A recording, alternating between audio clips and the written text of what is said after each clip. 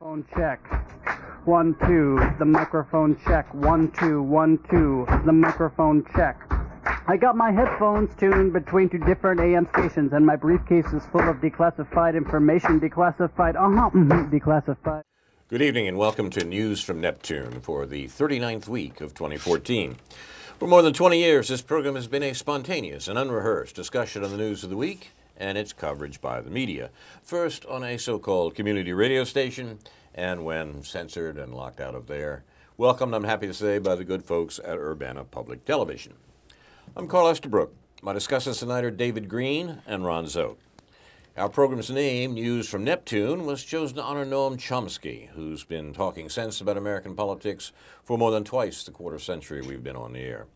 Chomsky has said that in the American media, quote, either you repeat the same conventional doctrines everybody is saying, or else you say something true, and it will sound like it's from Neptune.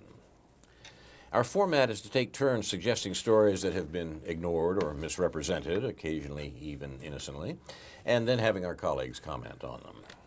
Previous programs are archived on YouTube and posted to the Facebook page for News from Neptune, where you'll also find comments from viewers, not all unadulterated praise, and some answers from us. I also can be reached at carl@newsfromneptune.com, and I'm happy to receive your comments. It's September 26th. On this date in 1983, Soviet Lieutenant Colonel Stanislav Petrov was on duty in the Nuclear Command Center for the USSR's early warning system when Russian satellites twice detected a launch of 5 ICBMs, intercontinental ballistic missiles, from the United States. Had Petrov followed protocol and reported the attack, it was a false reading on their computers. If he had followed protocol, Moscow might have retaliated, bringing about a global nuclear war. But he didn't trust the newly installed system and doubted a nuclear strike would begin with only a handful of missiles. So, without any additional information, Petrov decided it was a false alarm and kept it to himself. And the world did not engage in nuclear war on this date in 1983. 20 years earlier, something similar had occurred, at least as dangerous, during the Cuban Missile Crisis in 1962, which you remember was the consequence of major terrorist operations that the Kennedy administration was carrying out against Cuba, which looked as though we, and Secretary McNamara confirmed this years later, looked as though the U.S. was building up to an invasion, an effective invasion, a second invasion of Cuba. And for that reason, the Soviet Union installed ballistic missiles in Cuba as a defense of Cuba against the planned American invasion. We, in fact, though, only learned about a dozen years ago at a summit meeting between some of the living, surviving participants, including Secretary McNamara, that the world was literally one word away from nuclear war in 1962. That word would have come from a Russian submarine commander. Russian submarines off Cuba were under attack by U.S. destroyers. They were dropping depth charges at the submarines. And it was learned at this meeting in 2002 that the submarines had nuclear-tipped torpedoes, and 2 of the commanders of one submarine under American attack in 1962 authorized the use of those nuclear-tipped torpedoes. Since they were submerged and they were out of contact, they assumed that the attack on them meant that a nuclear war had taken place, had begun between the U.S. and the USSR. And the third officer who had to sign off on the launch of the nuclear torpedoes, one Vasily Arkhipov, voted no, said no, wait until we can surface, get in contact, and find out what's actually going on. He prevented the launch of the nuclear torpedo and therefore prevented a nuclear war.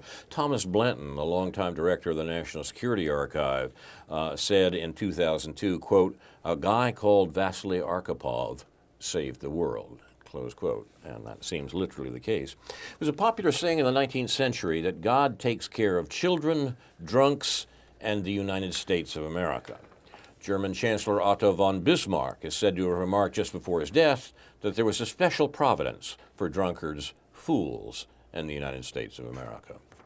So you're listening to news from Neptune, the Relying on Providence edition, and Ron Szoke will offer the first prayer at the head of the year. Yes.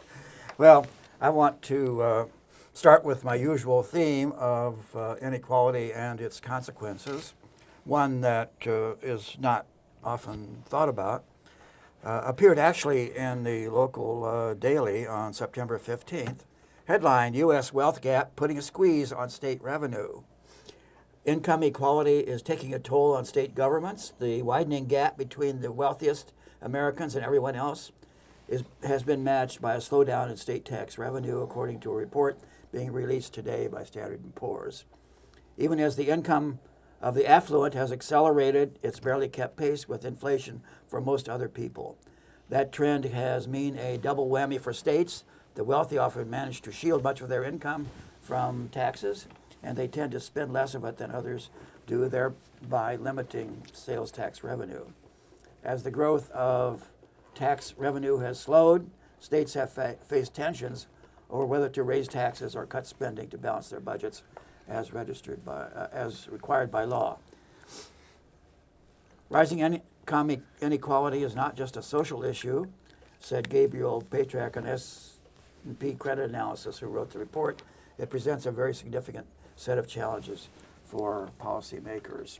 So there's a suggestive correlation then between the degree of inequality, the wealth gap as it's called here, and the problems of state revenue, and why the state of Illinois in particular is $100 billion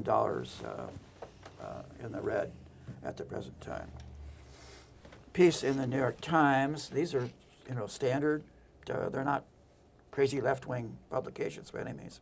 By Thomas Edsall. America out of whack. On September 23rd, there's something out of whack in America, he says. Instead of promoting equality, public policy has left millions locked into lives of restricted opportunity while bestowing the benefits of growth on the very few. We know this, and yet we let it continue. On September 18th, the Federal Reserve announced what sounded like good news in the United States. The net worth of households and nonprofits rose by $1.4 trillion to $81.5 trillion during the second quarter of 2014. The value of directly and indirectly held corporate equities increased by $1.0 trillion, and the value of real estate expanded by $230 billion. So household wealth in the United States has grown by $37 trillion over the period from the year 2000. But these spectacular gains in wealth are mostly benefiting upper-income Americans. Not only has the wealth of the very rich doubled since 2000, but corporate revenues are at record levels. From 2000 to the present, quarterly corporate after-tax profits have risen from $529 billion to $1.5 trillion. On an annual basis, growth was from $2.1 trillion to $6 trillion in annual after-tax profits. In 2013, according to Goldman Sachs, corporate profits rose 5 times faster than wages. Business Insider publication reports more bluntly that America's companies and company owners, the small group of Americans who own and control America's corporations, are hogging a record percentage of the country's wealth for themselves. But why can't we do something about this? Political problems. Not only are Republicans adamantly opposed to redistributive public policy, there are also strong pro-wealth forces in the upscale wing of the Democratic Party. Many center-left economists are wary of raising taxes on wealth as opposed to income. They cite their fear of creating disincentives to innovation, the flight of wealth to low-tax havens, and the establishment of new tax avoidance schemes here in America. So there are problems with trying to moderate this enormous and ever-increasing wealth gap, and even some liberal, lefty, Democratic economists are saying things like that. You sure it's not a null set? All right. So there are a couple of other unrelated points I'd like to make, but I'll come back to that. Do you have any reaction to this? Well, all that wealth is just on paper anyway. So, What? it's these people are rich on paper. Yeah. But in any event, if you look at that 80 trillion or whatever it is, you'll find that 1% of the households have at least a third of that, and that 10% of the households probably have over 2/3 and maybe as much as 90% of that. That no more than a third and maybe as little as 10% is left to the other 90% of households. And most of that wealth is in property, is in housing, whereas the vast majority of financial assets, of stocks and bonds and that sort of thing, are held by the 1% or no more than the top 10%. So we're talking about an economy in which the wealthiest among us, we're not talking about a particularly fast-growing economy. We're not talking about an economy which invests in real productivity gains and in real things. We're talking about a low inflation economy, which is what the wealthy prefer because it maintains the value of their assets. Lots of assets are just socked away in various ways. And they're not worried about that as long as inflation is low. There isn't any incentive for them to rush to try to invest their assets either in real productivity gains or even in speculative gains, even in outlandishly speculative gains. They'll be happy to keep their money in safe stocks and safe bonds, and have maintained that portion of the wealth, which will continue to grow. Their portion of the wealth will continue to grow at the expense of the poorest, while the whole pie doesn't get that much bigger. So how do they gain their wealth at this point in this slow growth context? By taking it from even poor people. And one of the ways they do it is through messing with the tax system, through rating. We hear in the News Gazette this week more complaining about the job creators not wanting to come to this state and bestow the workers of the state with jobs. And so therefore the state government has to spend less money regulating the way they do their work, regulating the safety of the workplace, collecting corporate taxes or taxes on high income people. So this shift around of wealth benefits the wealthiest in this context in which productivity gains and growth are not that good. And again, they kind of like it that way. What makes people inflation or anti-inflation hawks? Inflation tends to favor borrowers, right? And exactly. And not lenders. And the wealthy tend to be on the lending side, so they're very much opposed to inflation. Yeah. And as far as the jobs thing is concerned, the idea that a state like Illinois isn't doing enough to attract job creators into the state, of course that ignores what the New Deal finally came to, the notion the state had to create the jobs itself. We needed a WPA. Now, that, of course, is firmly opposed by employers, because if the state actually did provide jobs for people who need them, then that would have an upward pressure on the wages of the people who are presently working for those job creators. They don't want the jobs created for obvious reasons. So it seems to me that the part of the problem is the limits placed around the issue.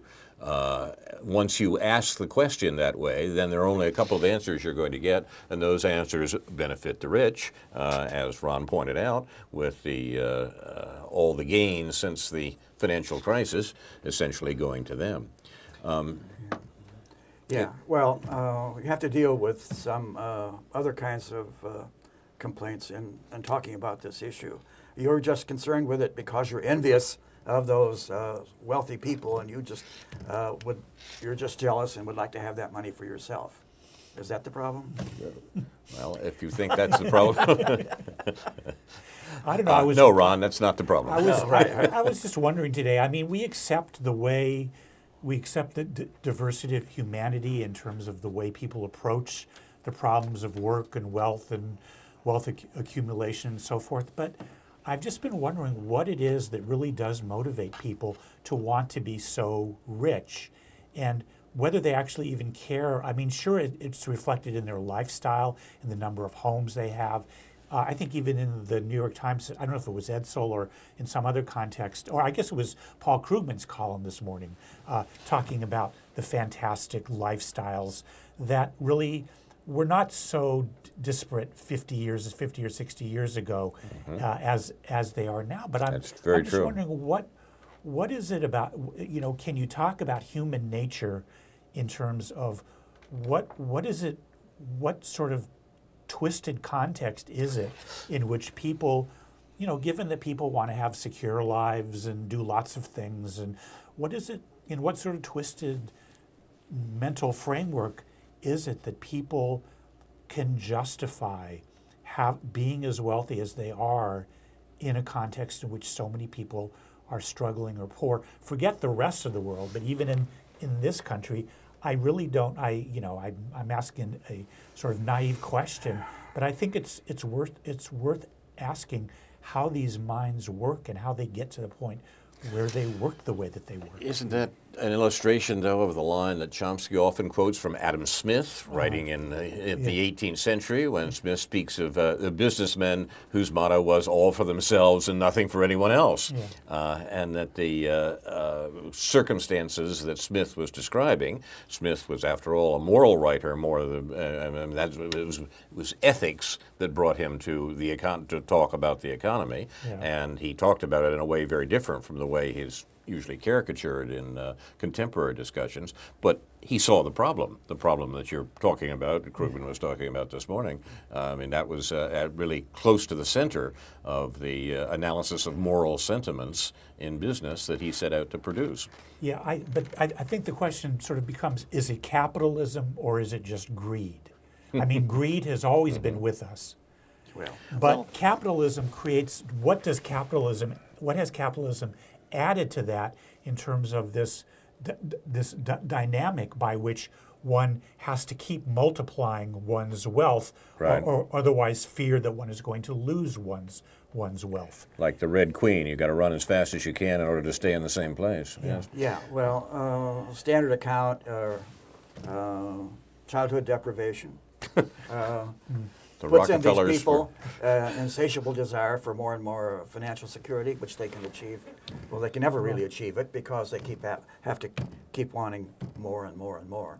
Well, if we listen to Piketty, though, and the generational continuities amongst the rich, we would think that the rich actually, for the most part, did very well as children, thank you, and that can't be the problem. Yeah, but you look at the children from the 1930s, you look at the people that were already experiencing the Depression as adults in the 1930s, and by the time they were in the 1950s, by the time they were at that level, they had most experienced it as adults or as young adults, and they were willing for whatever reason, it's complicated, to live in a society in which wealth was generally more equally shared.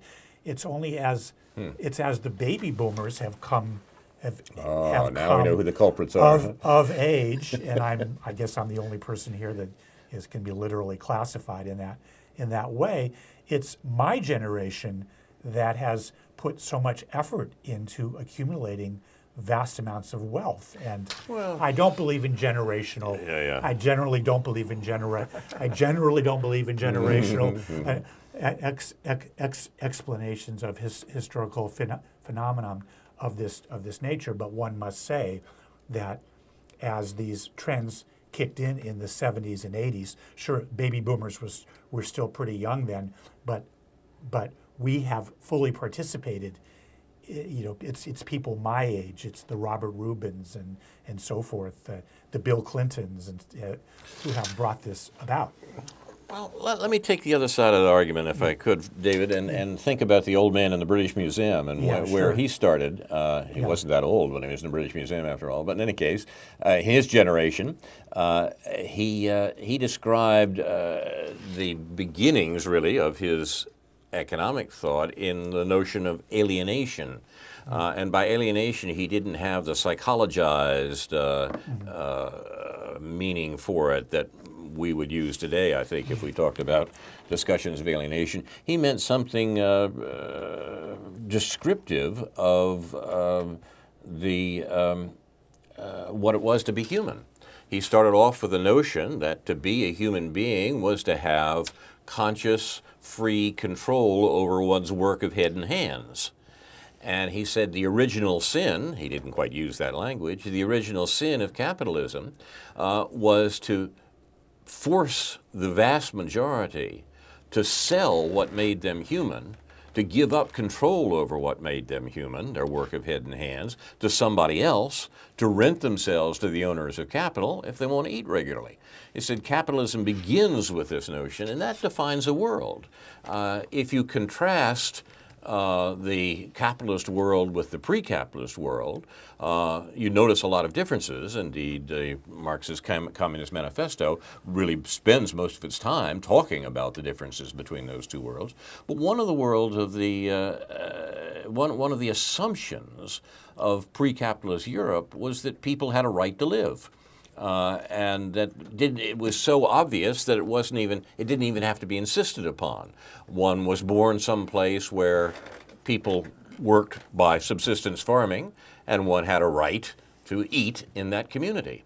It was only with the exclusion of people from the land, if the freeing of labor, as it was called, sending free labor into the cities, that people had to find someone to rent themselves to in order to eat regularly. They couldn't count on it before. The transition from medieval to modern, from feudal to capitalist society, was a transition that involved the spreading abroad of the idea that people didn't have any right to live unless they found someone to employ them. Now that's a big change, and the alienation that Marx set off analyzing was a fundamental artifact of the capitalist era, the capitalist order. That's what I think we're dealing with. Yeah. Has there been a historic change in human motivation to deal with problems like this? I just started an interesting book. I'm only about 4 or 5 pages into it. Hirschman's The Passions versus the Interests. And he's quite a good writer. He's better known for his book, Exit, Voice, and Loyalty, about reforming or getting out of organizations that are not doing the right thing. But anyway, he claims that the quest for fame and glory has declined. It was the project of the 17th and 18th centuries to replace that with the motivation for acquiring wealth, and this is with the rise, accompanying the rise of capitalism. And so that's now what people take pride in, is possessions and property and how much money they make. And this is supposed to be the motivating factor between the CEOs, the corporations, who are being paid millions anyway because their material needs are taken care of for life readily many times over, but they still want to compete with each other. If that guy in the next corporation is being paid $20 million a year and I'm being paid only $15 million a year, that's a big problem. I mean, how can I hold my head up in that kind of company? David, you've mentioned frequently Carl Polanyi's a really important book from the 1940s, appeared during the Second World War, and therefore perhaps wasn't noted as much as it should have been on just this transformation. The book was called The Great Transformation and talked about what these psychological as well as political events that were bound up with the rise of capitalism. Maybe we need to recover what Hirschman and Polanyi were talking about. Yeah, no, I've actually had, for whatever reason, went back and looked at some comments in Polanyi's work, and that's just the Great Transformation, published I think in 1944. Is just a classic work. It probably ought to be the first thing in college that everybody reads if we had a society that cared about what people should read, about a few things that people should read. Not that I'm big into the canon per se, but if there was a canon, that ought to be part of it. Exactly. And it really asks the right questions and sorts out things in the right way. And it's remarkable how clear these things were in the wake of the 1930s, in the wake of what was going, wake of basically 100 or 150 years of experience, or let's say 100 years since Marx had written his Communist Manifesto, when Polanyi wrote a more kind of a manifesto of a certain sense. And these are just extremely important. It's because of the historical perspective that Polanyi brings to it, not just the analytical perspective, but the historical perspective of how these things evolved, I think could be accessible to many more people at an even young age. And we've got to realize, too, that the forgetting of these things, forgetting in the generation of the baby boomers from 1944 to now, if you like, the forgetting of these things is not an accident.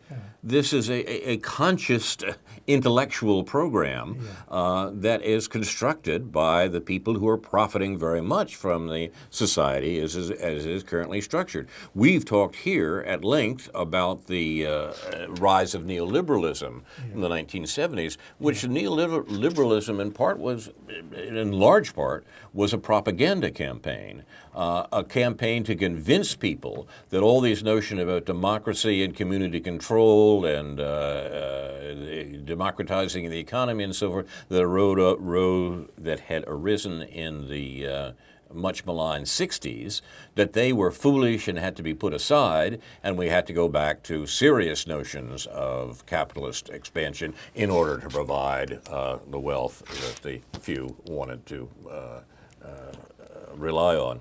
This was not an accident. This campaign was not an accident, and it was a programmed forgetting of the sorts of things Polanyi was talking about. Big fad for deregulation at the time. Let's deregulate the airlines. Exactly. And everything. Exactly. And privatize everything. Right. And some of that is still going on, of course. Let's Indeed it is. privatize the prisons, the schools, let's have charter schools, and so on, and operate them like a business on a for-profit basis. Michael Lewis, who has written a number of interesting books on economy and society, we might say everything from baseball to the practice of Wall Street. He's basically an economics reporter. Most recent book is called Flash Boys, about the workings of Wall Street.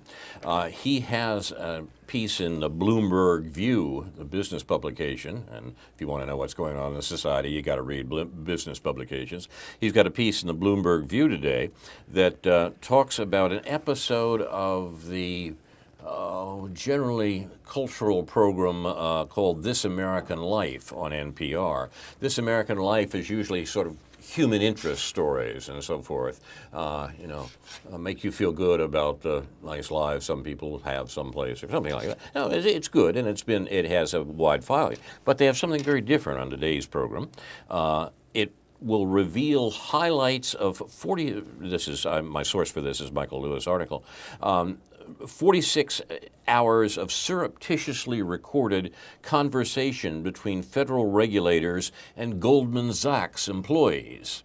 This woman who worked for the Fed, whose job it was to regulate Goldman Sachs, recorded a lot of these conversations and has now, after being fired by Goldman Sachs, surprise, surprise, is publicizing or is making available these recordings. And remarkably enough, This American Life on NPR is producing the first collection of them, or is publicizing the first collection of them.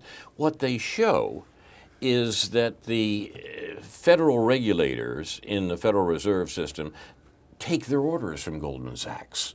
It's supposed to be the other way around. That is, they're supposed to be regulating Goldman Sachs. And these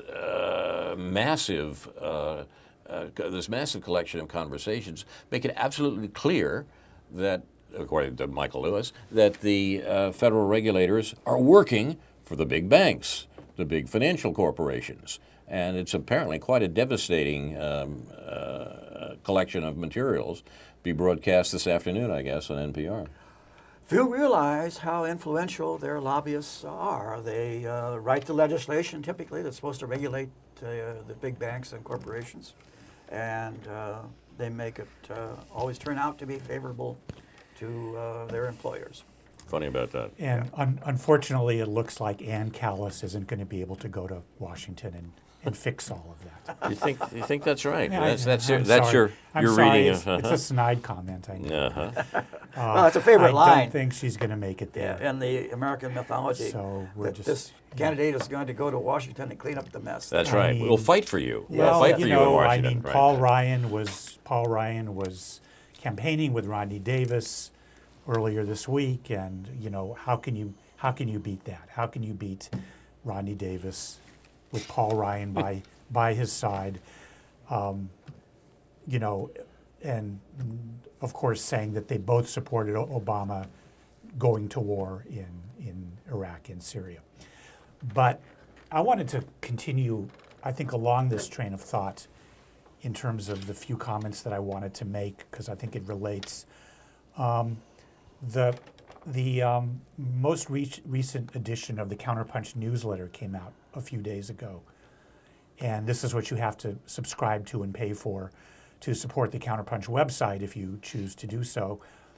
And there's an article in this issue about what is called modern monetary theory, MMT, that I've mentioned on the program a few times, that I've been talking to people about lately because I've been doing some research on it, sort of because I was trying to get some answers to questions about money, what money is, where it comes from, why there's seemingly so much of it or so little of it, how we fetishize it.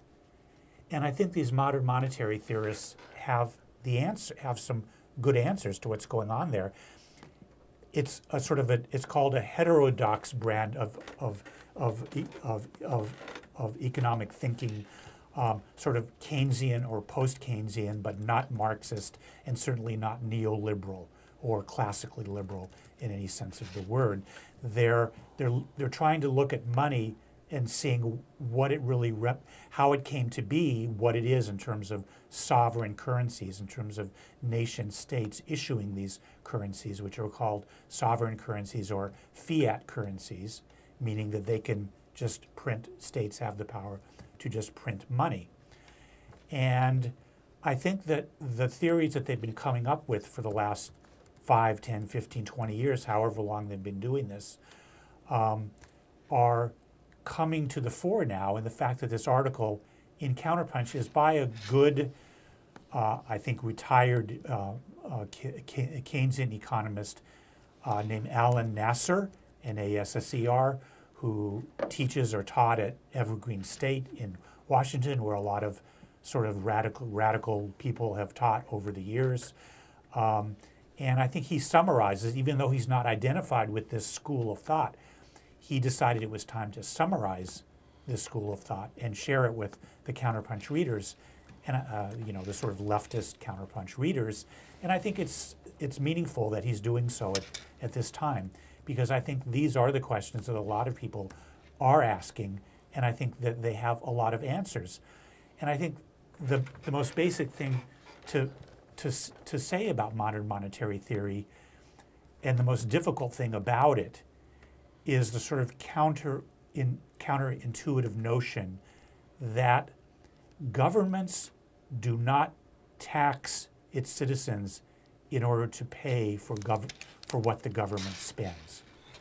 The taxation system has various functions, but basically what they're arguing, and it's a difficult argument to make on television and in a short period of time and verbally this way, but what they're arguing is that the purpose of taxes is to encourage or require people to use the federally issued currency, the state issued currency. If you have to pay your taxes in dollars, it means you have to truck in dollars. What they're saying is that the government is free to print and spend as much money as it wants, regardless of how much it is literally taxing in dollar terms from the population from whatever source. And what Alan Nasser is saying in this article, which is a pretty radical point of view, not a Marxist point of view, and not even a class struggle-oriented point of view, but I think a good sound analysis of the way money works in the nation state and in the banking systems set up by sovereign nation states. The way this money system works, that Alan Nasser is saying, is that people on the left are, in a sense, asking the wrong question when they're asking who should we tax and how should we tax them more, even if it is taxing the rich, even if it is taxing the wealth of the rich. And he also says that we're even asking the wrong question in a certain way if we're talking about the national debt and how much more money we should borrow from in terms of the national debt. There may be good reasons to tax, there may be good reasons to borrow, and there are, but what modern monetary theorists really want people to understand, and what I think Nasser is supporting in this article, is that there isn't anything wrong with the government printing money when there is demand, when there is labor that is not working, when there are factories that are closed, or productive capacities that are going idle, and when there is the resources and materials to produce and labor to produce what it is that we need, that it's important to understand that there's nothing wrong with the government, and that meaning the Federal Reserve and the banking system, printing the money to supply the jobs or the income or both that are needed to get the economy back to full employment. So I'll just say one more thing about this. One of the ways that modern monetary theory is distinguishing itself from other leftist perspectives on what should be done is that they're arguing there's a choice that we may have within this framework between an income guarantee and a job guarantee. A guaranteed annual income, such as what was proposed by Richard Nixon and Moynihan back in the early 70s, or a job guarantee, which is what the New Deal was about. They're arguing that there are good reasons for supporting a job guarantee over an income guarantee in terms of the productivity of the economy and encouraging people. People have a right to a job, and the government should provide them with that right. But what they're also arguing is that that's the way to go. There are income supports necessary. They're arguing for getting rid of the payroll tax, for the Social Security payroll tax, just getting rid of it and paying the elderly pensions out of the general tax fund, or printing the money to pay them. They're arguing for that, but they're also arguing that, I presume, the job guarantee for everybody between the ages of 18 and 60, or 25 and 65, or 18 and 65, however you want to look at that, however you want to decide from what age to what age people should be working and should have the right to be working. Isn't that fine internally, but will lead to problems with the balance of payments and international competitiveness? I think that there are things that you always have to look at these things in context, and what's important, it isn't that when you say oh, well, you know, you can't just be printing money, and obviously, if you just give everybody $1 million, that doesn't mean everybody's going to be rich. It will debase the value of the currency. They're saying that the government can issue money without taxing it, without borrowing it, can issue it in ways that don't debase the currency or inflate the currency in ways that it ought to be inflated in a growing economy and a more equal economy. So there are factors there, and there are factors in relation to foreign currency, which Dean Baker, who is someone who basically says modern monetary theory is what I've always been saying, but what Dean Baker is saying, that yes, we have to raise the value of the dollar, or I'm sorry, lower the value of the dollar in relation to other currencies, make other nations' goods more expensive, and then work on that more fair playing field. And in that context, some stuff will cost more, but there will be more incentive to actually produce it in this country. 2 points on this. First of all, it's just a vicious society which has all sorts of work that needs to be done, from building roads to teaching kids, and a vast number of people are capable of doing the work and is unable to put them together. We have unemployment and we don't have the work done.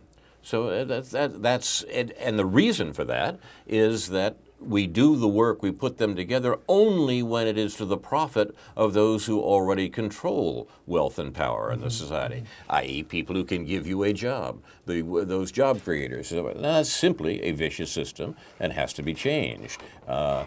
Second point, the argument you outlined, David, and it's an important one, it seems to me gives the lie to what we call libertarianism in this country right now. It's the refutation of the libertarian idea. And we're in a peculiar position right now because libertarianism, on the one hand, has the most important political idea in modern American politics. That is the idea of non-interventionism, of isolationism, of pulling back the American 1,000 bases around the world and the constant American interventions sponsored by Republicans and Democrats. Even Rand Paul flirts with that every now and then and is told by his masters that you really can't go too far in that direction. But that's the only indication we have of that impulse within the libertarian tradition in a good direction for foreign policy. On the other hand, libertarianism includes this notion of reestablishing the currency and so forth in a way just opposite to the one that you've just described. Now, it seems to me that we should be encouraging that first line of libertarianism, Absolutely. bring the troops home, and discouraging the second, go back to the gold standard. Yeah, I think that what the modern monetary theorists are arguing is that, let's admit, I mean, we got off the gold standard in 1971, and we went to the dollar standard. But it's as if the dollar standard still acts as if it's gold. Right. It's still, the American economy and the U.S. dollar still acts as if it guarantees the value of all other currencies in the world. But the point is not only to get, in fact, off the gold standard, but sort of get off the gold standard that's in our head. People still think of money as having to be backed by gold. They think of money as something that exists in limited quantity, that somehow we don't create because we can't create money and print our own money, that somehow our government can't create our own money and print our own money. And the dirty secret of capitalism, it seems to me, I think this is what's implied in not just modern monetary theory, but if you look at Marx himself, the dirty secret of capitalism is that capitalists needed the state to guarantee their currency and the value of their currency. They needed states to start issuing currencies and do it in a quote unquote responsible way, but in a way that still favored capital over labor. But the dirty secret that capitalists don't want you to know is that the currency that they need, that capitalists need to function, is also the same currency that can be issued and used by states to guarantee that everybody has a right to a job and to a life. They don't want you to know that part of it, which is why the banking system and the way the reserve banking system works, the way the monetary system works, the way currency works, is kept pretty much a big dark secret to everyone. It's something that we don't learn about in school. It's something that people in finance understand, but in a sense, consciously or unconsciously, don't want everyone to understand that we can use the currency to the benefit of the people and not just to the benefit of capital. We should remember that when it was clear that the United States was going to win the Second World War and indeed be the only undamaged country, winners or losers, to emerge from the Second World War, the first thing the United States did was get together the world's best economists in America and in Britain, including John Maynard Keynes, send them off to a rundown resort in New Hampshire, and told them to put together a monetary system that would allow the U.S. to rule the world. This was the Bretton Woods Agreement that was established in 1944, the same year as, ironically enough, Poliani's book was published. Right, exactly. And what it was meant to do was to make sure that the dangers of the great transformation that Poliani was talking about would be realized, and would be realized for the benefits of the American and British elites, the 1%, so to speak. Okay, it's that Bretton Woods system that has been manipulated and readjusted down to the present. And in the speech that Obama gave at the UN on Wednesday, he talked about in an almost fantastic fashion, as a matter of fantasy, Russian aggression in the post-war world.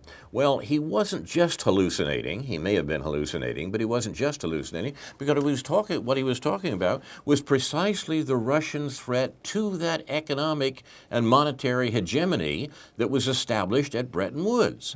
What he was and it was adjusted in important ways. He mentioned 71, for example, and Nixon going off the gold standard. The real reason that the U.S. is on this propaganda campaign against Russia and is telling straight-out lies about Russian aggression into Europe. After all, that's just what we did at the end of the Second World War, too. The reason they're doing that is that Russia threatens to challenge that economic and monetary hegemony. The deals this past beginning of the summer between China and Russia on energy and money is what Obama is fighting when he is trying to gin up a confrontation over Russia's involvement in Europe. It's the Eurasian economy and its control that's at stake. The U.S. feels it's slipping away as this monetary system is challenged by the BRICS and China and Russia. So what you're talking about, David, needs to be understood, needs to be discussed, because it suggests the real reasons for this belligerence that we heard from Obama on Wednesday, and has nothing to do with Russian aggression. Some say that that's one of the things that brought on the Second Iraq War, is the idea that began to get some hearing that Iraq was thinking about switching from the dollar as the basic petro currency to the euro. And that was not the only factor, one must assume, but it may have been an important one. By the Second Iraq War, you mean George Bush's invasion of Iraq, right? The first one being his father's, and the third being Obama's, right? Yeah, right. Exactly. I think there's some truth in that. I mean, how the factors should be weighed, we'll probably only know if historians ever get a chance to look at the documents and to see what really was going on in the midst of that. But the general situation is certainly true, that it's the U.S. control over the Middle East, over the world's major oil producers, such as Iraq, that is necessary for American economic control of the world. And when I say American, of course, I mean the 1%. That's the heart of the politics of all of our lives, actually, and continues to be so. And it's therefore necessary for our leaders to obfuscate what's really going on and to tell us stories about how Soviet troops or Russian troops are moving into Ukraine, and we got to kill people in Ukraine, and we got to kill people in Europe and in the Near East for that reason. Isn't the dollar still the world's reserve currency? Yeah, it still is, and that's a problem to a certain extent, and that's what it compelled. The fact that the dollar is the world's reserve currency compels us to control the rest of the world through use of force if necessary. So we need a very different world in the terms of the way national or regional currencies work. There are many ways of going about that, but the people of this country suffer through the U.S. having the global currency. We don't need that anymore, even if it makes goods from other countries cost more. But isn't there a problem is that people don't believe in macroeconomics? They tend not to believe that it exists well, because they don't know anything about it the themselves? people who run this country know well that it exists. They don't want other people to understand it, but they understand how to manipulate the system for their benefit and how to keep it going for their benefit. And how to tell most Americans that Muslim extremists are about to seize the Statue of Liberty or something, and therefore we have to kill people in places we've never heard of in order to prevent that from happening. Wherever we look, we find chimeras. We find illusions of the national debt crisis or falling off cliffs, or the illusion that ISIS is a threat to the homeland. We find language being used in the most debased and careless and propagandistic ways. We find Jim Day talking about the paranoid style of a few people who showed up at a meeting to criticize Phyllis Wise. We just find this incredible carelessness and lack of integrity and conscientiousness in terms of understanding of using language in ways that it can really relate to anything that's happening that has happened historically or that is happening right now. Of course, it takes a lot of work to understand these things, but I think the genius of Noam Chomsky is whatever he thinks about any of the particular issues that we're talking about, he's basically saying these are actually not the difficult things to understand. Once you pull the veil away, once you pull the curtain, so to speak, you can see exactly what's going on. It's a little man behind the curtain, or maybe I should say woman in this age of gender equality. So these things are understandable by people, but it's like you have to this business of there's a gold standard in our heads. There's an idea that it's money that is worth something, not the labor, the work and the labor and the resources represented by that money. People may understand that at some level, but somehow they really don't, because all day long we go around thinking about money, this, that, in dollar terms, $1, $10, $1,000, $1 million. It's all about money. So it's going to take changes in people's heads at a broader level to get something done. It's going to be difficult, I think, to achieve a new understanding because when these things are explained to people, they typically do it in terms of what's called household or kitchen table economics or exactly. Shopkeeper economics, indications of expenses and income and what modern monetary theory is saying, again, sort of counterintuitively, perfectly sensibly, is that households and businesses go into surplus, and that there's a balance. For every credit in society, there is a debt. And if households and businesses are in surplus, which they should be, that means the governments have to be in debt, which they should be. So they're arguing that it's perfectly normal and natural and desirable that government should be in debt. In fact, that economies can't grow without governments being in debt. Again, that's the dirty secret of capitalist growth. We need a national debt. We've only ever had serious depressions in this country during those eras in which the government was running a surplus. You just tick it off historically. The 1830s, the 1850s, the 1870s, the 1890s, the 1920s. Sort of pattern there too. And 2000s. Only when the government has run a surplus has the economy crashed. The government has to run a debt because that's how the rest of us run a surplus. That's how households and businesses run a surplus. These are the kind of arguments that are being made in modern monetary theory that for some reason aren't quite elaborated, say, in Marxist theory, although they could well be. So as a one-time offer, if any of you are interested in reading this good summary article of modern monetary theory in the current issue of the Counterpunch newsletter and don't want to pay for it, you can email me and I'll send you that copy. I don't think Jeffrey St. Clair would mind me doing that as long as some of you promise to use that as a reason to subscribe to the Counterpunch newsletter. We'll do a bit more. As a matter of fact, we'll post it, and we'll even ask Jeffrey's opinion to the News from Neptune Facebook page, with also an indication of how you can subscribe to Jeffrey's wonderful political newsletter. If we did move in that direction, would that still be capitalism? Who cares? I think the modern monetary theorists are saying it would be. I think there, and we could have a vibrant debate on the left about whether capitalism can exist in this form and not be as destructive as it has been. But I think that would be a good basis for good leftist criticism. Yeah. Has capitalism been changing and mutating since? For the worse. Sure. For the worse. Yeah.